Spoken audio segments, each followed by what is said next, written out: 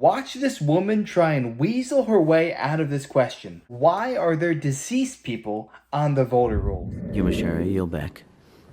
The gentleman yields back. Dr. Murphy is recognized for 5 minutes. Thank you, Mr. Chairman, and thank you all for coming today. I have to say I'm sorry if people have threatened individuals. We get threats. Our threats are up 300, 400%, and so it's sadly enough the world we live in, and I blame social media primarily for it, for all of us. Ms. Toulouse-Oliver, you made a statement that kind of bothered me a little bit. You said frivolous FOIA requests. That's the whole purpose of transparent government. We've had FOIA requests that go out to the FBI, to some of these other institutions that never get returned. That's the whole purpose of transparent government. And I believe this is really the basis of where the voter angst and anger is coming from, because we are not seeing a transparent government.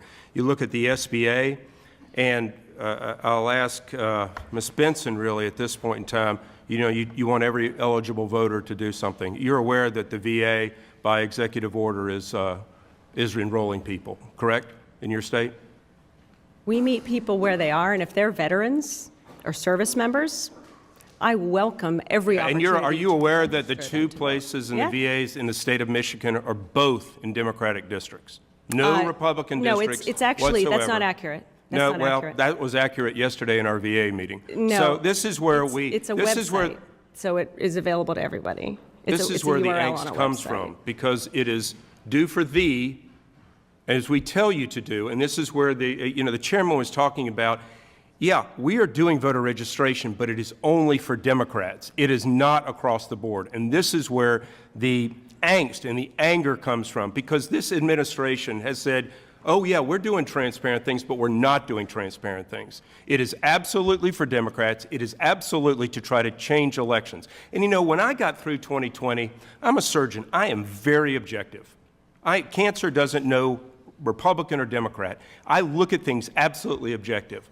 Why the hell are deceased people still on your voter rolls? And why does it take a lawsuit by the Public Interest Legal Foundation to sue you to get those people off the voter rolls? Tell me. Which one of those three questions did you want me to answer first? Please endure me. Okay, so I'll take the last first. That lawsuit was dismissed because we actually are ranked 4th in the country, as the federal judge noticed, at the top 5th in the country. So do you have deceased people on your voter rolls? Yes or no? We vigorously. Yes or no? If we do everything we can, and just like every other state, to remove it. Should a deceased person be on your voter roll? No, and that's why we remove them once we receive information. Should an illegal person who is in this country illegally vote in any election? No. Okay. What if somebody is unknowingly registered to vote in an election? They're illegal in this country. Mm-hmm. Should their vote be counted? No. Okay, great. I would love to hear that and love everybody to embrace that. We do. That's great. Guys, why would you not, Ms. Toulouse-Oliver, why would you not embrace voter ID? We do have voter ID in New Mexico. We just have a variety of different ways that voters can confirm their identity. Yeah, so this is where, the folks in Georgia screamed about voter ID. Voter ID is going to suppress the vote, when they had the greatest turnout in history. This is, if you don't want voter ID, why would the reason for not? It's BS to think it is suppressing the vote. BS. BS. And the only other reason that people would want that is so that people could vote who are not eligible to vote.